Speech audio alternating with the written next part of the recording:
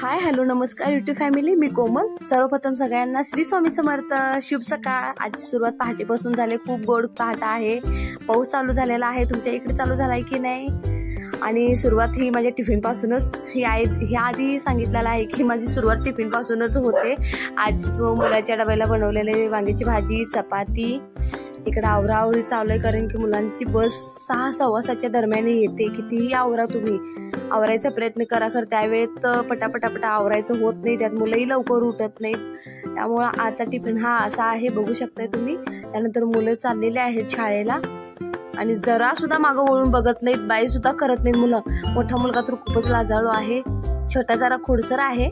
तर आहे आता जाताना मग मी तसं बोलल्यामुळे आज जरा बघितला पाठीमागं वळून थोडक्यातच। त्यानंतर हे गुलाबाचं छोटंसं झाड शेजारी आहे, ते काय आपलं नाही आहे। त्यानंतर मी घरी आले, ओटा वगैरे क्लीन करून घेतला कारण की मला देवपूजा करायची होती, आवरायचं होतं। मग हे सगळं व्यवस्थित आवरून वगैरे घेतलं, त्यानंतर देवपूजा करून घेतली। आजची देवपूजा ही अशी आहे, बघू शकता तुम्ही। कारण की वादळ आणि पाऊस इतका झालेला, इतकं देवघरावर घाण वगैरे पडलेलं, त्यामुळे त्याला मी सांगितलं आज तू दिवा अगरबत्ती करू नको, डायरेक्ट मी पूजाच करून घेते म्हणून।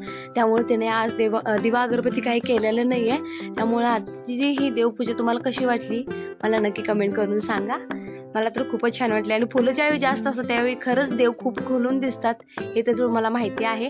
आणि पाऊस पडल्यामुळे आमच्या इकडे हे पाण्याचं वातावरण असं झालेलं आहे, बघा बरं। हे पाणी इतकं घाण आणि खराब आलेलं आहे, त्यामुळे तुम्हीही काळजी घ्या। लहान मुलं वगैरे असतात, करतात, पटकन आजारी पडतात। तोपर्यंत मुलंही आलेले आहेत दुपारी आणि मुलं आली की लगेच जेवायला घेतो, कारण की सकाळपासून काही सुद्धा खाल्लेलं नसते, फक्त चहावर असते। जेवण वगैरे आवरून झाल्यानंतर मैत्रिणीसोबत जरा बाहेर जायचं होतं, त्यामुळे बाहेर गेलो मी। आणि हा ब्लॉग तुम्हाला जरा जरी आवडला असला तर लाईक करा, शेअर करा, सबस्क्राईब करा। जय महाराष्ट्र।